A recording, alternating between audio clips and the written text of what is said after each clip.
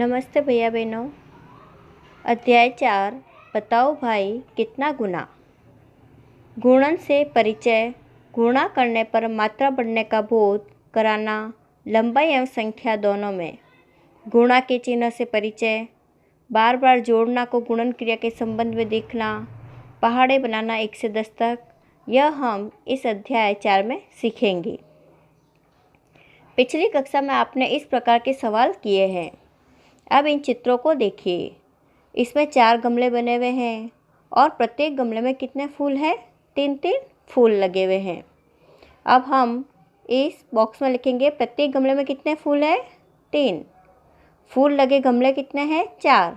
तो कुल कितने फूल हैं? अतः 4 बार 3। 3 को आप 4 बार जोड़ेंगे तो कितना आ जाएंगे? 12 फूल। चित्र को देखिए और लिखिए।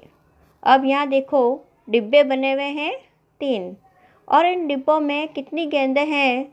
तो हम इन डिब्बों में गेंदों को गिनेंगे तो हम देखेंगे कि प्रत्येक डिब्बे में 5-5 गेंदें हैं।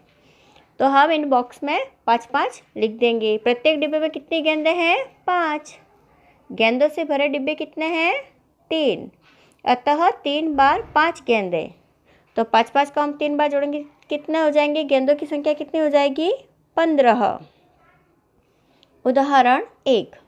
यदि एक ईंट की लंबाई 2 बालिस्थ है तो बताओ 4 ईंटों को जोड़ने पर लंबाई कितनी बालिस्थ होगी? अब एक ईंट 2 बालिस्थ है तो ये 4 ईंट कितनी बालिस्थ होगी? एक ईंट की लंबाई 2 बालिस्थ। ईंटों की संख्या कितनी है? 4। सभी ईंटों को साथ रखेंगे तो लंबाई कितनी हो जाएगी? 4 बार 2, अर्थात हम 2 को 4 बार जोड़ेंगे तो कितने हो जाएंगे? 8 बालिस्थ।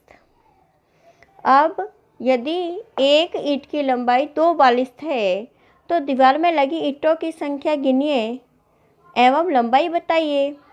अब एक ईंट की लंबाई कितनी है? 2। दीवार में लगी ईंटों की संख्या कितनी है? 7। सभी ईंटों की लंबाई 7 बार 2, अर्थात हम 2 को कितनी बार जोड़ेंगे? 7 बार। तो ईंट की कितनी लंबाई आ जाएगी? 14 बालिस्थ। रोड के डिवाइडर में लगी सीमेंट की ईंट की लंबाई 3 बालिस्थ है तो चित्र में बताई गई डिवाइडर की लंबाई बताइए। डिवाइडर में लगाई गई ईंटें कितनी है? देखिए गिनिए 6। एक ईंट की लंबाई 3 बालिस्थ। सभी ईंटों की लंबाई 6 बार 3, अर्थात हम 3 को 6 बार लिखेंगे तो कितने हो जाएंगे? 18 बालिस्थ। यदि एक पैकेट में 10 पेन हैं तो ऐसे 5 पैकेट में कितने पेन होंगे? अब देखिए यहाँ पर चित्र दिया गया है। इसमें 5 पैकेट दिए हुए हैं और प्रत्येक में 10-10 पेन हैं। तो पेनों के पैकेट की संख्या कितनी है? 5। प्रत्येक पैकेट में पेन 10। सभी पेनों की संख्या कितनी हो गई? तो हम 10-10 को 5 बार लिखकर जोड़ेंगे तो कितनी हो गई? 50, अर्थात 5 बार 10 50 पेन। यदि एक माला में 15 फूल है तो 4 मालाओं में कितने फूल होंगे? तो यहाँ पर माला के चित्र दिए गए हैं और प्रत्येक माला में 15 फूल है। आप इन 15 को 4 बार जोड़ेंगे तो कितने फूल आ जाएंगे? 60 फूल। यदि एक माला में 20 फूल है तो 3 मालाओं में कितने फूल होंगे? एक माला में कितने फूल हैं? 20 फूल। तो हम 20 फूल 20 फूल 20 फूल तीनों मालाओं के जोड़ेंगे तो कितने फूल हो जाएंगे? 60 फूल। गुणा के चिन्ह से परिचय। अब देखिए इधर 3 को 5 बार लिखा हुआ है। 1 2 3 4 5। 3 5 बार 15, 5 बार 3 15, 5 गुणा 3 15, 5 × 3 15। बार बार जोड़ को ही गुणा कहते हैं। गुणा को हम इस क्रॉस के चिन्ह से दर्शाते हैं। अब देखिए दूसरे प्रश्न में 4 को कितनी बार दिया गया है? 3 बार, अर्थात हम 4 को 3 बार जोड़ेंगे तो कितने हो जाएंगे? 12।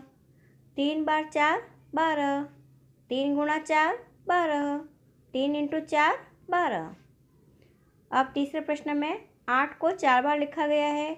8 को हम 4 बार जोड़ेंगे तो आ जाएंगे 32। 4 बार 8 32। 4 गुणा 8 32। 4 × 8 32। आओ करें। 2 बार 4 बराबर 2 गुणा 4, 2 इंटू 4। इसे हम इस प्रकार भी लिख सकते हैं, 2 इंटू 4 कितने हो गए 8। अर्थात 2 को 4 से गुणा करने पर गुणनफल 8 आता है। 3 बार 6, 3 गुणा 6, 3 इंटू 6 बराबर 18। अब आप देखिए, किसी भी संख्या को 1 से गुणा करने पर पुनः वही संख्या प्राप्त होती है। 4 इंटू 1, 4 एकम 4। किसी भी संख्या को 0 से गुणा करने पर 0 ही प्राप्त होता है।